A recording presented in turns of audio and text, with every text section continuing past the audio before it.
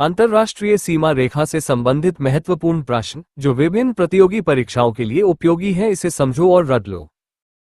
भारत और चीन के बीच की सीमा रेखा को मैकमोहन रेखा कहा जाता है, जिसका निर्धारण 1914 की शिमला संधि के तहत ब्रिटिश भारत और चीन के संबंधों को रेखांकित करने के लिए किया गया था। यह मैकमोहन रेखा चीन के अधीन तिब्बत स्वायत्त क्षेत्र और भारत के अरुणाचल प्रदेश राज्य से होकर गुजरती है। इस रेखा का निर्धारण ब्रिटिश भारत सरकार के तत्कालीन विदेश सचिव सर हेनरी मैकमोहन द्वारा किया गया तथा उन्हीं के नाम पर इसे मैकमोहन रेखा कहा जाता है। मैकमोहन रेखा का 890 किलोमीटर भाग अरुणाचल प्रदेश को स्पर्श करता है। मैकमोहन रेखा भूटान की पूर्वी सीमा से हिमालय की चोटी के साथ चलती है और ब्रह्मपुत्र नदी के उस बड़े मोड़ तक पहुंचती है, जहां यह नदी अपने तिब्बती मार्ग से असम घाटी की ओर निकलती है।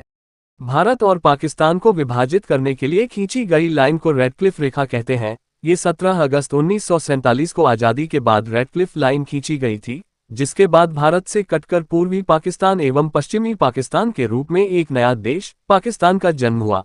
भारत को दो भागों में बांटने का काम ब्रिटिश वकील सर सिरिल रेडक्लिफ ने किया था। इन्हीं के नाम पर इस रेखा का नाम रेडक्लिफ रखा गया। भारतीय प्रधानमंत्री श्रीमती इंदिरा गांधी के समय 1971 में पाकिस्तान से मुक्ति के बाद इसी रेडक्लिफ सीमा रेखा का आधार बनाते हुए पूर्वी पाकिस्तान को बांग्लादेश के रूप में एक नया देश घोषित किया गया।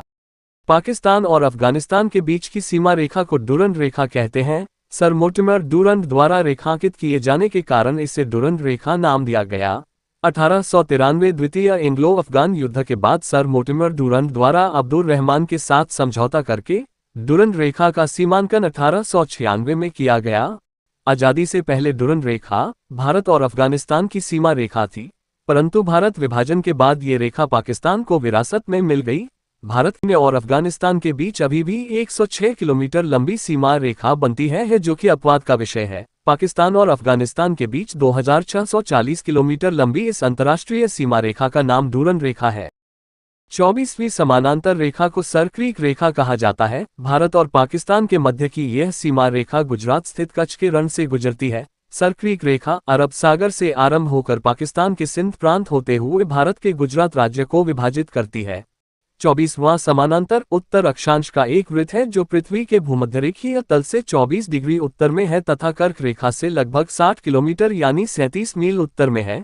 24वीं समानांतर को पाकिस्तान स्वीकार करता है, परंतु भारत द्वारा इसे मान्यता नहीं दी जाती है।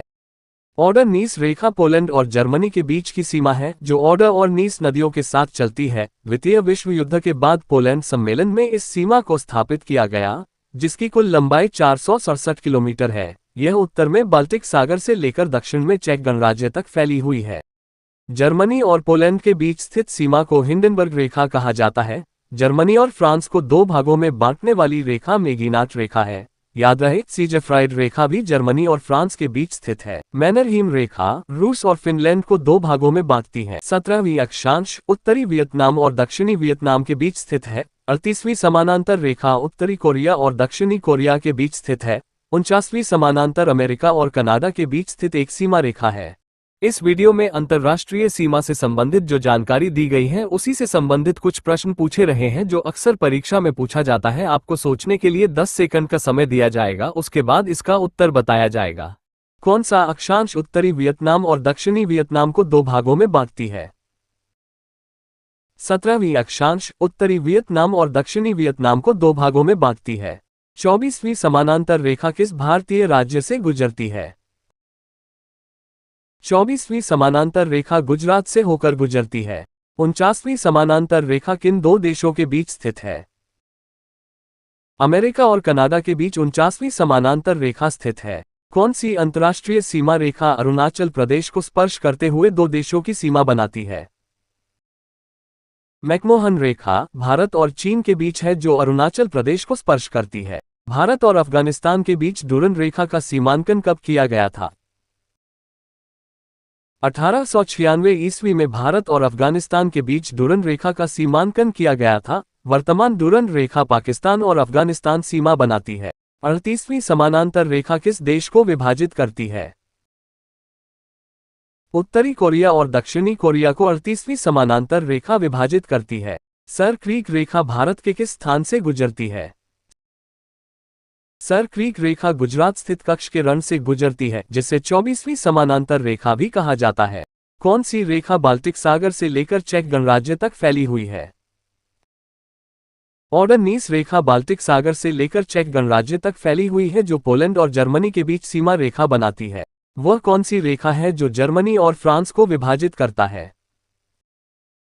मेगिनाट रेखा तथा सीजफ्राइड रेखा जर्मनी और फ्रांस को विभाजित करता है। जर्मनी और पोलैंड को अलग करने वाली रेखा कौन सी है? हिंडनबर्ग रेखा जर्मनी और पोलैंड को अलग करती है। निम्नलिखित में से कौन सी रेखा रूस और फिनलैंड को अलग करती है? मैनरहीम रेखा रूस और फिनलैंड को अलग करती है। रेडक्लिफ लाइन कब खींची गई थी? रेडक्लिफ लाइन 1947 ईस्वी में भारत और पाकिस्तान को सीमांकन करने के लिए खींची गई थी।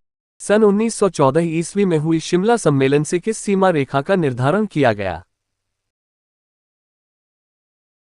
1914 ईस्वी में हुई शिमला सम्मेलन के बाद भारत और चीन के बीच मैकमोहन रेखा खींची गई।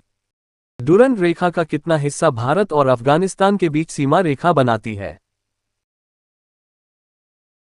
106 किलोमीटर लंबी सीमा रेखा भारत और अफगानिस्तान के बीच स्थित है। बांग्लादेश नामक स्वतंत्र राज्य का निर्माण कब हुआ? पाकिस्तान से मुक्ति के बाद 1971 ईस्वी में स्वतंत्र देश के रूप में बांग्लादेश का निर्माण हुआ। वीडियो पसंद आया हो तो इसे सब्सक्राइब कर ले ताकि इससे संबंधित दूसरे वीडियो का लिंक मिलता रहे।